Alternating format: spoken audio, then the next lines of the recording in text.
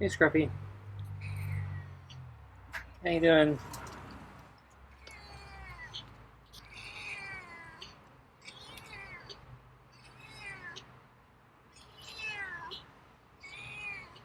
So, you seem a little more meowy tonight. Not very loud still. So I have, let's see, the last of the, I think it's the ocean whitefish and kibble. And, oh, and the salami. So it got hotter again today.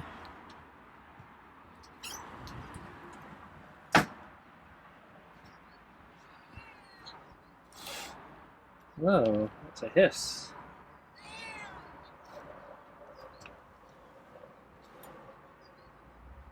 I didn't do anything.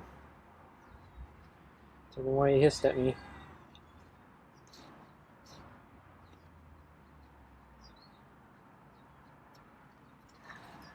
Okay, I'm gonna sit in the chair.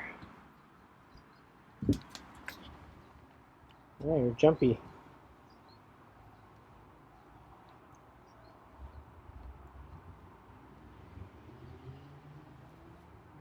Don't know why you're jumpy.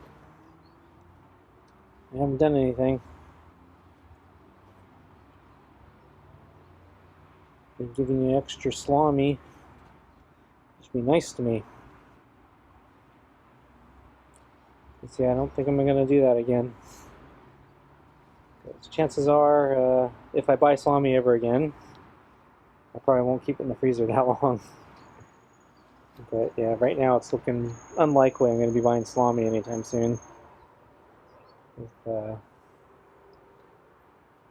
food prices sky high and the fact that nothing seems to go on sale anymore. Because yeah, I bought the salami when it was on sale. Normally I don't buy it, but so now it's on sale. Yeah, at the time it was, I think, a pretty good price.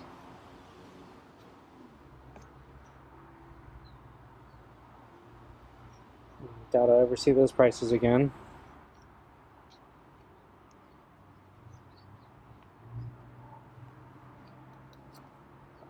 So the weather is kind of back to normal.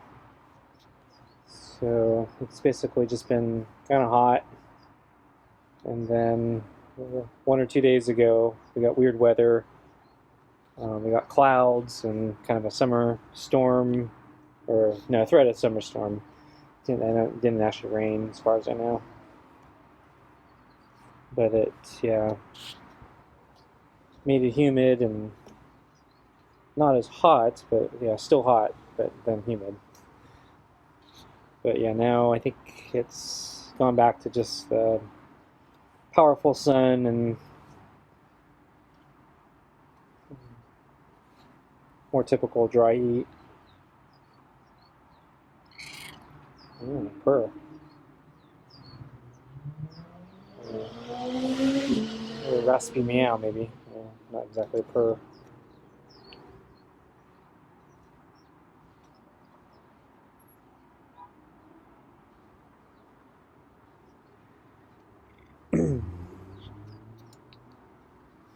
So, anyway, yeah, it's hot today, but it actually didn't get as hot as they predicted, so it's kind of borderline. I'm going to try to go out for a bike ride after I feed Scruffy, though I just felt the sun before I came out here to feed Scruffy, and yeah, it's still kind of hot, so I'm worried that sun's going to bear down on me.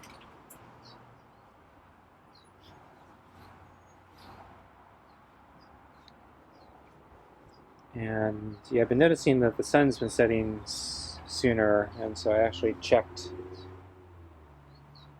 the sunset schedule, and yeah, I've been right. Yeah, it is setting actually quite a bit sooner than I thought. So that's why it's been so dark when I've been coming back. So I think I need to actually leave earlier today. So I'm actually feeding Scruffy a little bit earlier. I think I'm close to a half hour early.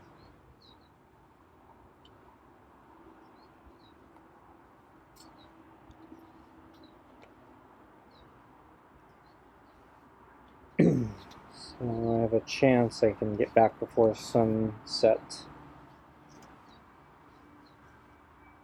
But we'll find out.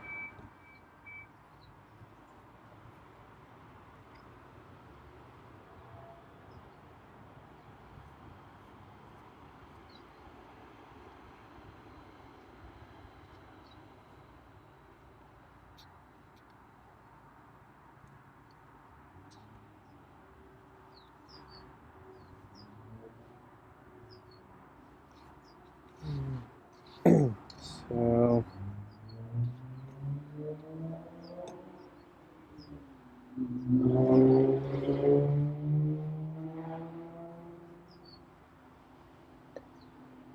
yeah, working on stupid things right now.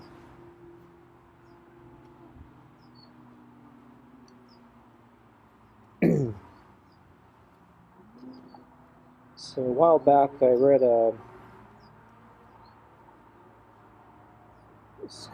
it's like half research paper, half marketing paper. I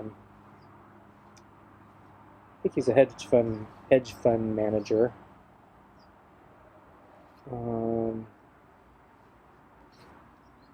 He basically wrote a kind of a researchy paper he calls the Dragon Portfolio. And basically it's half thought exercise and half like, no, do this for real type thing. So here's the research. So basically his premise is that the standard 60% equity, 40% bond portfolio that most Americans have for their long-term retirement savings is actually not necessarily safe and going to hold up as people expect over the long haul. And so he and actually other people have pointed this out. So typically when you hear about how if you just invest in an index fund, the S&P 500 or whatever, and you just dollar cost average forever, you'll come out ahead. So yeah, annualized 8 to 10% return. And then with compounding, you'll do okay.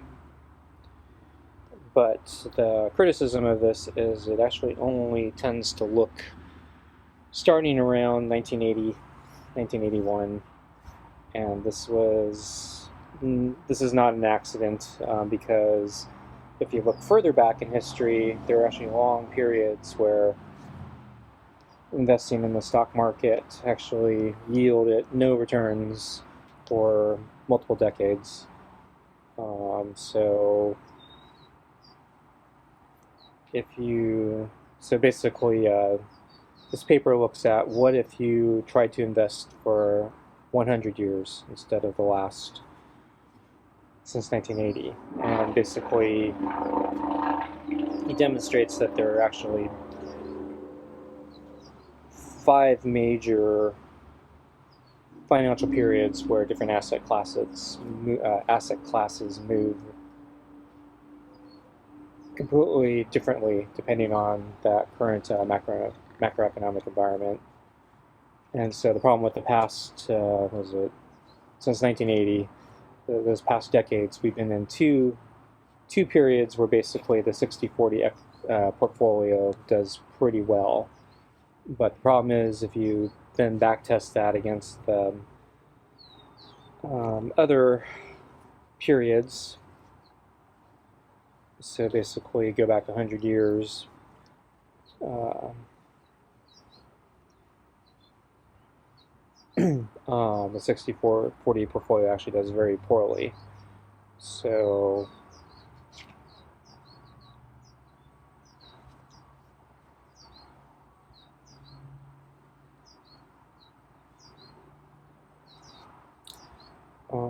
And then the paper goes into more detail about why that is and what these periods look like. And basically, one of the things is inflation, and another thing is commodities. So we've been basically in the last, especially the last 10 years, basically we've been in a commodity bear market, and then since 1980 we've been in an inflation bear market. So basically in the 80s, starting in the run up to the 80s, basically the 70s and partly the 60s, we had a big spike in inflation, and then basically gold was in an environment that did very well, but then after they got inflation under control, everything kind of reversed, and so we've been in disinflation or deflation basically since the big fight in the 80s to fight inflation. And so that's why the 60-40 portfolios have done very well. But if we basically return to regimes like in the 1940s or the 1970s, things behave very differently, or even the 1930s. So I think I'm going to give Scruffy his food. Ready? Yep, he's ready. Nice, Jumpy still.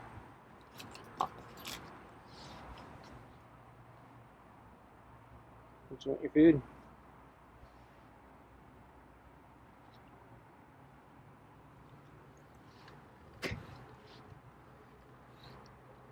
Okay, now he seems to be okay with the brush. Thought he was going to try to dodge the brush.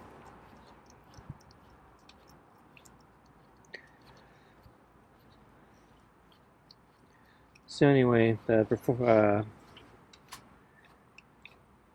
paper basically starts with the idea is, what if you had to put a bunch of money in and you couldn't touch it for 100 years? What's the safest, most reliable configuration you can do? And then he back tests it for 100 years.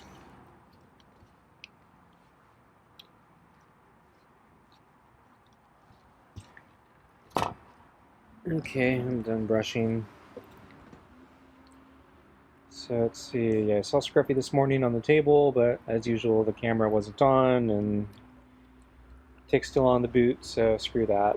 At lunch, he was sleeping near that plant near the railing again, in the shadows, camouflaged. This time he was out for enough where I could see his face, and yeah, he could see me. I saw him lift his head, open his eyes, and he then put his head back down and tried to ignore me. So I thought there was a chance that he was going to come right over to the water the moment I went in, since he seemed to be playing possum. But actually, like yesterday, he just continued to lie there, go back to sleep, and I think, yeah, he stayed there for, yeah, I think it was an hour and a half. So I periodically checked the window just to see where he was, and yeah, he was still sleeping there. And then finally, about an hour and a half later, I saw that he had moved, and he was actually next to the water bowl. And I think he had just finished drinking, because yeah, he wasn't drinking at the moment, and then eventually he walked off. So I missed him drinking the water. But yeah, he's been putting off the water recently, just rather sleep.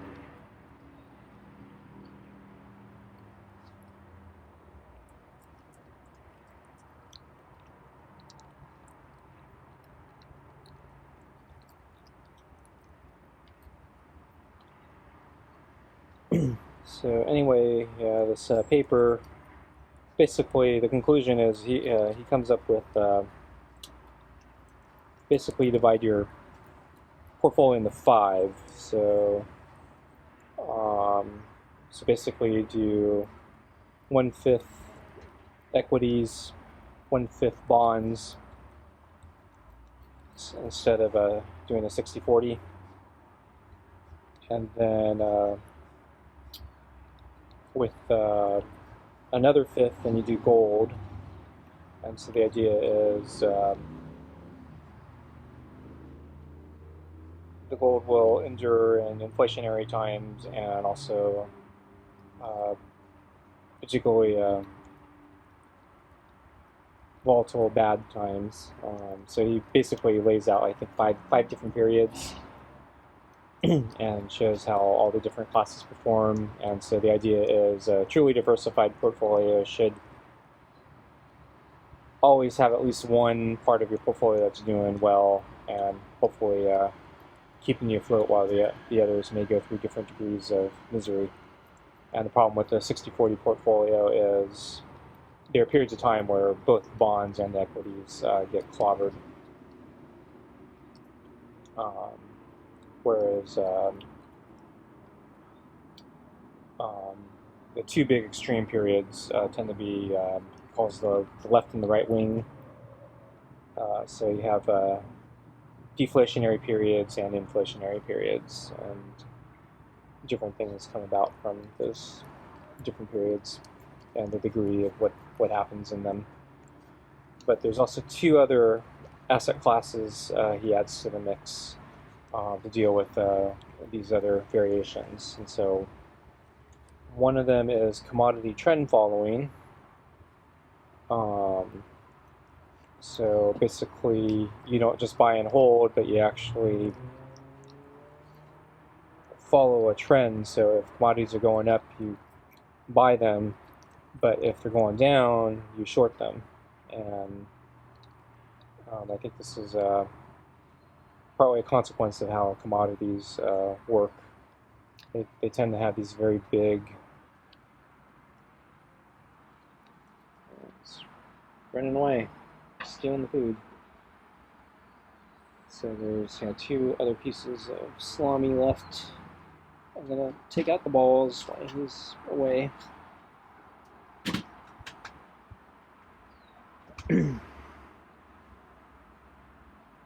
And then the other one, so commodity trend following is one, which means you have to follow trends and you have to know how to short. And then the other one is going what he calls long volatility. And so this is generally options, derivatives, trading technically would fall in that category. And so the idea is you want to try to capitalize on very volatile markets that may not necessarily just go up or down, but they might go back and forth. And you want to be able to profit off of those extreme moves. So options or derivatives are the standard way of playing that. So I've been trying to understand all these nuances and then see if basically kind of do my own simple back testing to see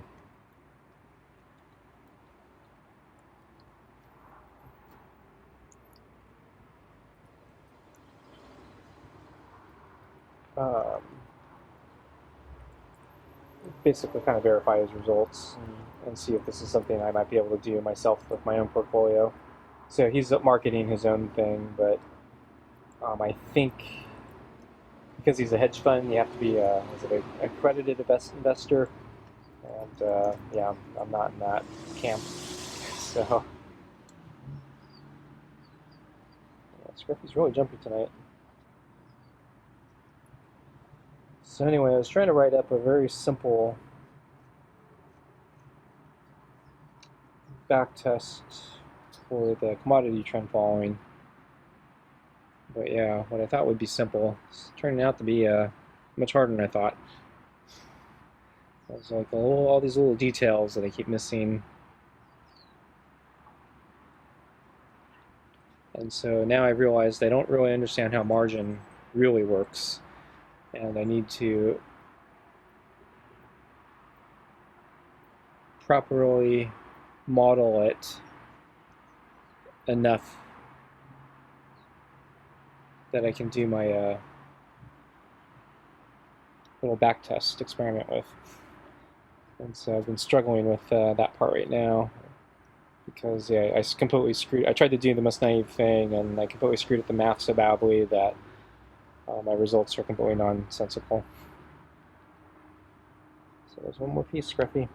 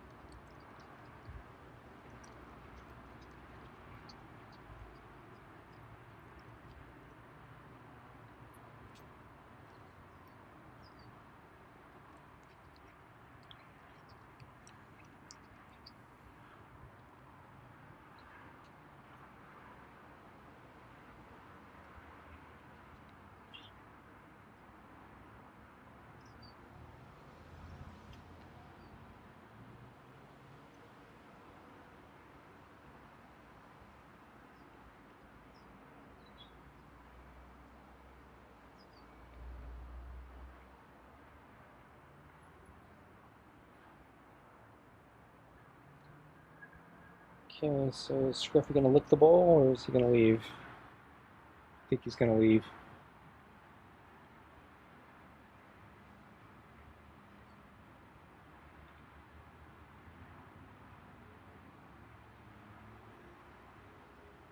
Yeah, I think he's done. So I think I'm going to get up and go for my bike ride before it gets too dark.